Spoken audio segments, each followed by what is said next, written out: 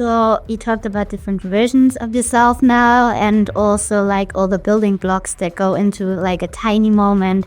And I guess you have those training periods and also recovery periods. And then you probably take a lot of data as well. Like, how do you use different methods of training? How do you track your progress? But also, like, how important is the recovery period?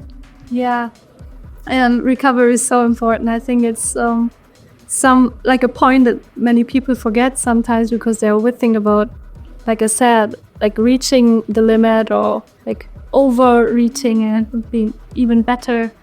And that is one point, but most of the time you should more concern yourself about how can I work in the limitation of my body or the current limitations of my body.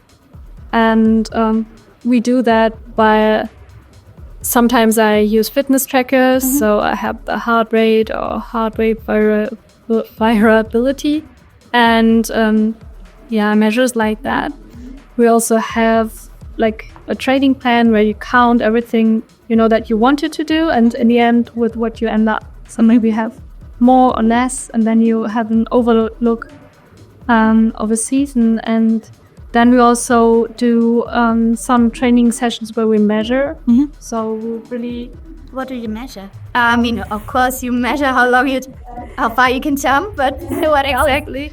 But not only in long jump, but also in different kind of jumps. So we have one leg jumps, we have jumps where we use both legs, and there we have different kind of setups. So you have a short approach or long approach. Okay. And you have some markers, but we also have for example, in the weightlifting area also things that we want to lift, for example, and we want to see the progress of during the year. And we also see like training in waves or in blocks. So we do a block and then we have a recovery week, and then we do another block, and it's always like going up and down. So it's not always going up because the body needs some kind of variation to really be best stimulated and just to best transform all your training and input into muscles and neuro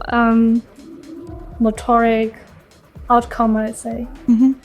So would you say there has been a certain kind of innovation in terms of data or tracking or training over the last years that you've been training so hard that helped you a lot, or that really springs to mind now when you think about it? I would not say that it's so much about the data, because I think in the end you can have as much as data as you are able to achieve, but if you don't know how to read it and how to transform it in a new training plan, it's not really helpful in any kind of way. So I think it's more about the quality of using data.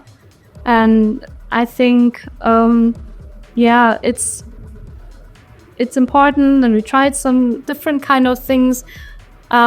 But in the end, I really rely on my body and how I feel with it, and not only on the hard facts, I'd say. So, I mean, maybe it's also my job. My job is to listen to my body. Yeah, and you kind of have to know. And the coach is there for having in mind the hard facts, see how it looks from the outside, and give feedback on that. And maybe also be in touch with other coaches and ask how do they train, and compare and improve the training plan all the time. But for me, I'm more, like I said, listen to myself and be the executive power in that process. Okay.